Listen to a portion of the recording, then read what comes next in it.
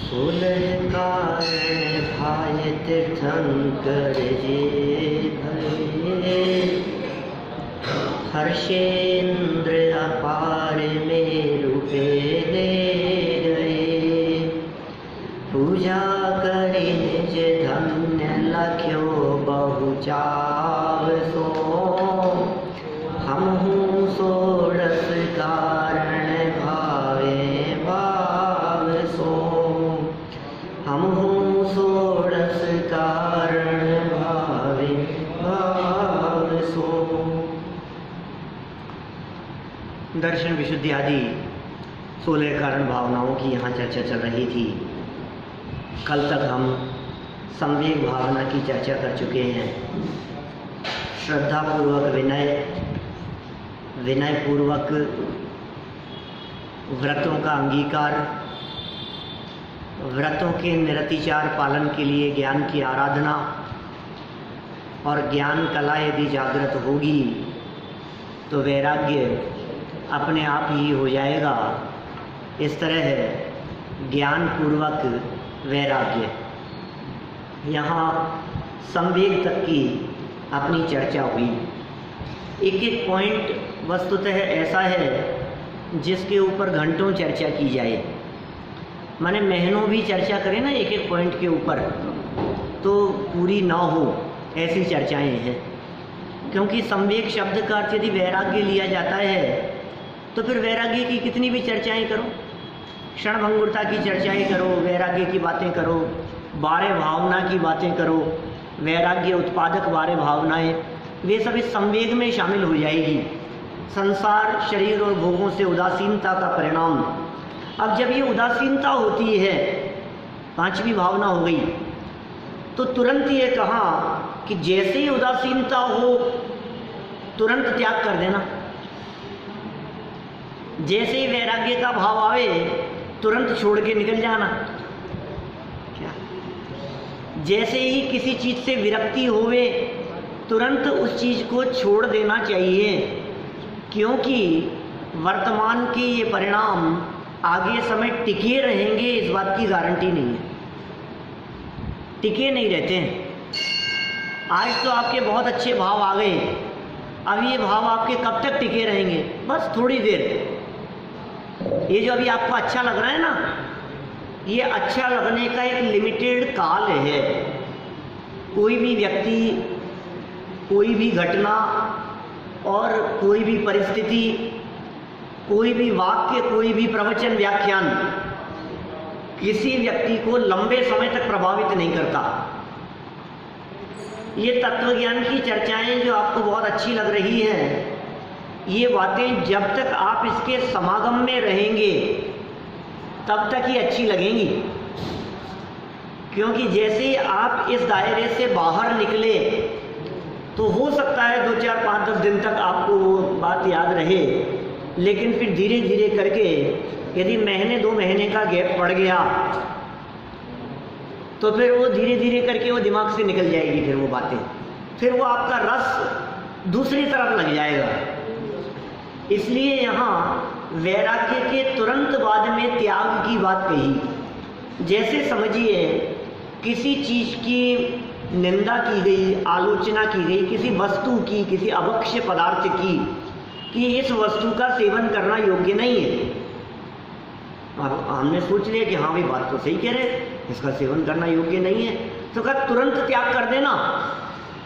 नहीं तो क्या होगा, थोड़े दिन बाद में हाँ ठीक है हमारी भी सुनी हुई बात है, कोई बात नहीं, फिर मन बदल जाएगा। इसलिए मन बदले उसके पहले पहले ही उसके त्याग कर देने की बात संवेग के तुरंत बाद। ये छठी भावना है। नाम क्या है छठी भावना का? शक्तितः त्याग भावना। भावनाओं के नाम भी आपको याद हो रहे हैं या नहीं? पहली दर्शन विशुद्धि, फिर विनय संपन्नता, फिर शील व्रतेश वनतिचार। थोड़ा सा नाम कठिन है। शील व्रतेश वनतिचार 3। नंबर 4 अभीक्ष्ण ज्ञानोपयोग, ज्ञान की भावना। नंबर 5 संवेग भावना, और नंबर 6 शक्तितः त्याग। नाम पूरा क्या है? शक्ति अनुसार त्याग।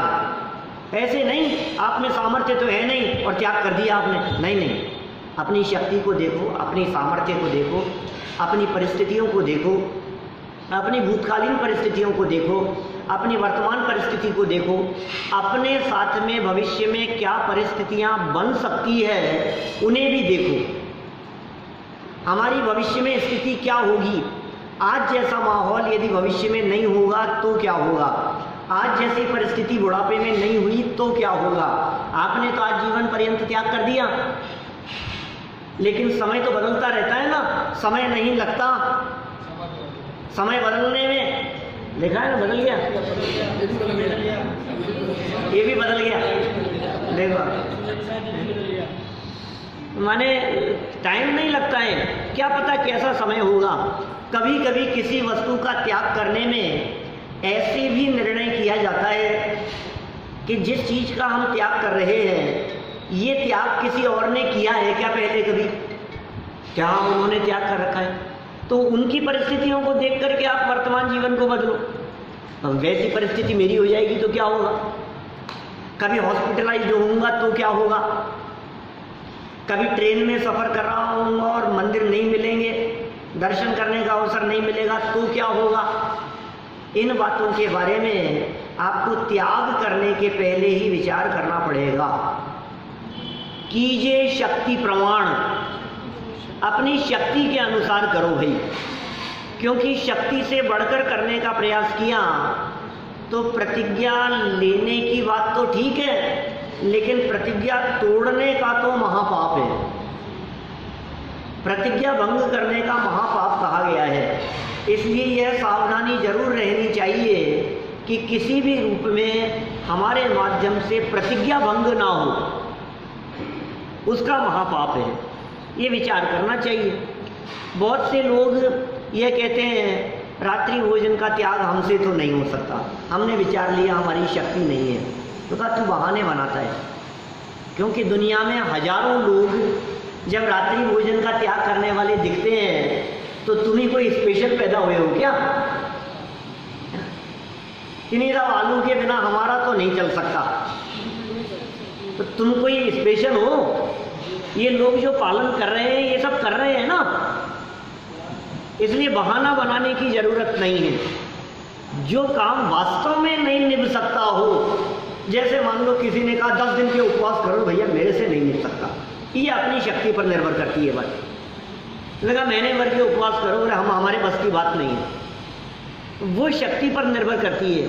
यहाँ तो तेरी सामर्थ्य, जो चीज़ें निभ सकती हो उनमें अपनी शक्ति को छिपाना भी नहीं चाहिए, इसलिए शक्ति पूर्वक त्याग करने की बात कही। एक और महत्वपूर्ण बात त्याग के संदर्भ में ज़्यादा विस्तार इसलिए नहीं करना चाहता क्योंकि उत्तम त्याग धर्म के दिन आप लोग ये चर्चाएं बरसों से सुनते आए हैं। वैसे ये चर्चा भी हमने बहुत विस्तार से की है पहले। कौन व्यक्ति आपकी दृष्टि में ज़्यादा महान है? कौन ज़्यादा बड़ा त्यागी है जिसने बहुत त्याग किया हो? आप देखो आज समाज में यह स्थिति है कि कोई करोड़पति व्यक्ति, अरबों खरबों की संपत्ति वाला व्यक्ति यदि जिन दीक्षा ले लेता है तो न्यूज़पेपर में खबरें बन जाती हैं, हेडलाइन में इतना त्याग, इतना इतना बड़ा त्याग। कोई व्यक्ति बहुत पढ़े लिखे यदि त्याग करते हो तो वो एकदम सुर्खियों में आ जाते हैं, समझते कितना बड़ा त्याग है भाई साहब, ये साहब मुनि तो ये भी अरे इनमें क्या दम है, इनके पास था क्या जो छोड़ दिया। लोग इस तरह की बातें करते हैं।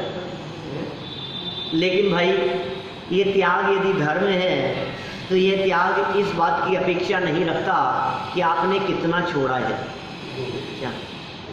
क्या करे बेचारा, जिस व्यक्ति के पास में एक झोपड़ी है वो झोपड़ी का ही तो त्याग करेगा ना, क्या करे, उसके पास में था नहीं। और जिसके पास में महल है वो महलों का त्याग करके निकल गया। कौन बड़ा है? महलों का त्याग करने वाला ज़्यादा बड़ा जगत के जीवों को दिखाई देता है, लेकिन हमारे यहाँ जैन परंपरा में ऐसा नहीं है। किसने कितना त्याग किया वो उसकी महानता का आधार नहीं है। त्याग करने के बाद में कितना रखा वो उसकी महानता का आधार है। यदि आप ज़्यादा त्याग करने वालों को ज़्यादा बड़ा धर्मात्मा मानेंगे तो भरत चक्रवर्ती ज़्यादा बड़े धर्मात्मा हो गए, क्योंकि उन्होंने 96,000 पत्नियों का त्याग किया था। और महावीर स्वामी ने तो पत्नी छोड़ी ही नहीं थी, क्योंकि शादी नहीं की। कौन बड़े त्यागी है बताओ? भरत चक्रवर्ती ने तो 6 खंड के वैभव का त्याग किया था, और महावीर स्वामी ने तो राज्य ही नहीं किया था। कौन बड़ा त्यागी है, महावीर स्वामी या भरत चक्रवर्ती? बात तो राग की है।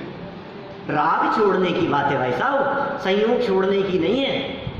राग और संयोग दोनों में फर्क है। संयोग आपके पास में लिमिटेड है, लेकिन राग तो 3 लोक के वैभव का कर सकते हो आप। नहीं है उसका भी त्याग किया जा सकता है। मेरा कहने का मतलब यह है कि त्याग की यदि महिमा है, तो यदि रखने की अपेक्षा से बात करो तो दीक्षा लेने के बाद जितना महावीर स्वामी के पास में था, शांतिनाथ भगवान के पास में भी उतना ही था। दीक्षा लेने के बाद जितना शांतिनाथ, कुंतुनाथ और हरनाथ जिन्होंने चक्रवर्तित्व का त्याग करके दीक्षा ली, तो जितना उनके पास था उतना ही महावीर स्वामी और पार्श्वनाथ स्वामी के पास था। इसका मतलब मुनि बन जाने के पश्चात दोनों त्यागी एक समान है। क्या छोड़ा उससे क्या फर्क पड़ता है? सारे जगत की दृष्टि इस पर है।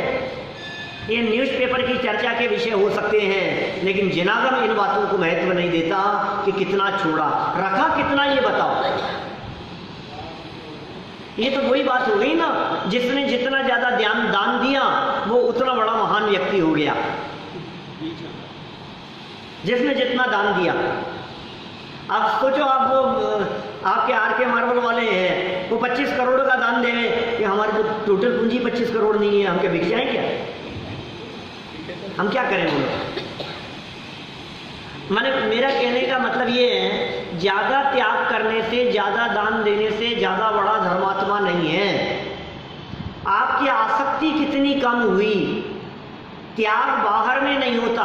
बाहरी पदार्थों का त्याग करना और बाहरी पदार्थों का ग्रहण करना ये तुम्हारे हाथ में भी नहीं है। हमारे बस की बात नहीं है कि हमने बाहरी पदार्थों का त्याग कर दिया, क्योंकि त्याग बाहर में नहीं, त्याग अंदर में होता है। आप किसका त्याग करेंगे? जो वस्तु आपकी है नहीं, आप उसका क्या त्याग करेंगे बताओ? सुनो भैया, मैं एक काम करता हूँ, ये जो आईफोन है ना उस टेबल पर जो रखा है, मैं आज से उसका त्याग करता हूँ। इस टेबल पर जो रखा है ना आईफोन, मेरे उसका त्याग है। अरे वाह, तेरा त्याग कर रहा है। कहने का मतलब क्या है? आपकी चीज है ही नहीं, आप उसे त्याग करने की बात कर रहे हैं। तो फिर किसका त्याग होगा? जिसके प्रति हमारा अपनापन है, उस अपनेपन के त्याग को त्याग कहते हैं। सर्वप्रिय को त्याग। सोचिए, हमने आलू का त्याग किया, जमीकंद का त्याग किया, तो कैसे किया आपने त्याग? त्याग कैसे किया बताओ? ऐसे ऐसे पहले तो उठाया और फिर मैं इसको छोड़ता हूँ। कैसे छोड़े आपने? आलू छोड़ दिए। कैसे छोड़े दीपेश जी? ऐसे ऐसे उठाए होंगे पहले, देख भाई आलू मैं तुझे छोड़ता हूँ, ये छोड़ दिया। ऐसे छोड़ा है। खाने के प्रति जो राग था, खाने का जो भाव था, उसको छोड़ दिया। इसे ही छोड़ना कहते हैं ना। छोड़ने का मतलब तो यही है ना साहब। कैसे छोड़ा आपने? वो रहे भले ही जहाँ था वहाँ का वहाँ, उससे कोई फर्क नहीं पड़ता है, लेकिन हमने उसको ग्रहण करने का भाव छोड़ दिया। इसका नाम त्याग है। वास्तव में पर वस्तु का ग्रहण और त्याग इस जीव के होता ही नहीं है। ये तो उसके अपनेपन से उसका ग्रहण करता है और अपनापन छोड़ देने से उसका त्याग संभव है। माने त्याग और ग्रहण दोनों अपने में होता है। आत्मा की अनंत शक्तियों में से एक शक्ति है, 47 शक्तियों में जिनकी चर्चा अमृतचंद्राचार्य ने की, उनमें से 16वें नंबर की एक शक्ति है जिसका नाम कहा है त्याग उपादान शून्यत्व शक्ति। त्याग उपादान से शून्य, न त्याग कर सकता है न ग्रहण कर सकता है, दोनों से आत्मा सदाकाल शून्य है। त्यागोपादान शून्यत्व शक्ति की चर्चा की है। यहाँ इन्होंने चर्चा कुछ दान को प्रमुख रख करके की है। प्रकरण त्याग का है, लेकिन चर्चा दान के आधार पर की गई। दान और त्याग के अंतर को मैं नहीं बतलाऊंगा। 10 लक्षण पर्व में आने वाले विद्वान वे इनके अंतर की चर्चा भी करेंगे। सम्यक दृष्टि त्याग ही नहीं कर सकते, क्योंकि उसका तो राग ही टूट गया ना सबसे। राग टूट गया तो वही तो त्याग हो गया। राग टूट गया माने त्याग हो गया। अभी भूमिका अनुसार सम्यक दृष्टि के जितना जितना राग बचा है, गृहस्थी के प्रति, चारित्रों की कमजोरी के प्रति, परिवार के प्रति, वो भी धीरे धीरे टूट जाएगा। खुद ही संघर्ष कर रहा है, कब छूटे हुए। हाँ, वही त्याग है। देखो यहाँ एक लाइन पढ़ के पूरी करते हैं बात। दान देय मन हर्ष विषेखे, ये भव यश पर भव सुख देखे। दान देय मन हर्ष विशेषे, ये भव यश पर भव सुख देखे। दान दे, दान देकर मन में हर्ष विशेष। दान देकर के भाव ये नहीं है काय को दे दिया यार, नहीं देना चाहिए था, कम देता उसमें चल जाता, मैंने भी ज़्यादा ही बोल दिए। इन तो पहली राशि मेरी बोल दी 11 लाख की, और बाद में जब लोगों की राशि सुनी ना तो 1 लाख 51,000 25,000 सवा लाख, मैंने ज़बरदस्ती 11 बोल दिए। 2-2.5 लाख में भी काम चल जाता। दान किसको दे, ये भी तो प्रश्न है। पात्र देख करके दान किसे देवें। दान में 3 चीज़ें प्रमुख होती है, देने वाला स्वयं, लेने वाला और दी जाने वाली वस्तु। वस्तु भी क्या हो, क्योंकि हिंसा के योग्य पदार्थ दान में नहीं दिए जाने चाहिए। 80 धनु हल हिंसोपकरण नहीं दे यश लाभे, वो अनर्थ दंड के अंतर्गत शामिल हैं। तो खैर वो सब विस्तृत बातें हैं। यहाँ तो इतना कहा है, मन में अत्यंत हर्ष होना चाहिए, विशेष हर्ष दान देते समय होना चाहिए। वो क्या होगा उससे, इह भाव में भी यश होगा, दान देने वाले की प्रशंसा होती है। और पर भव सुख देखे, इस हाथ दीजिए, निज हाथ इस हाथ दीजिए और साथ लीजिए। अपने हाथ से देना और साथ में ले लेना। जब अगले जन्म में ले जाने की व्यवस्था ना हो तो दान दो, यहाँ जितना दान दोगे तो अगले जन्म में आपको मिल जाएगा। भाई ये लोभ की तरफ चित्त को आकर्षित करने की बात नहीं है, यहाँ दान संबंधी बात जरूर कही गई है। भावना है, भावनात्मक दान की बात है, लेकिन सच में दान अलग चीज़ है और त्याग अलग चीज़ है। ये उत्तम त्याग धर्म के दिन ही विस्तृत चर्चा वहाँ होगी। आत्मा तो त्याग और उपादान से शून्य है। जो अपने ऐसे भावों को समझता है उसकी सच्ची त्याग भावना होती है। मुझे पर पदार्थ के ग्रहण की जरूरत नहीं है, ऐसे अंदर अपने स्वभाव का अवलंबन लेने पर सच्चा त्याग होता है। बाहर में तो छोड़ा और अंदर में अवलंबन नहीं किया तो फिर त्याग कैसा, फिर भटकेगा उसका चित्त। इसलिए अंदर में स्वभाव का अवलंबन अनंत गुण संपदा रूपी निधि के प्राप्त हो जाने पर बाहरी पदार्थों का स्वयं छूट जाना, और इसकी जो भावना है वो त्याग भावना है, जिसकी बहुत संक्षिप्त चर्चा अपन ने यहाँ की है। आगे की भावनाओं की चर्चा स्वयं के अबद्ध को लेकर महिमा जाती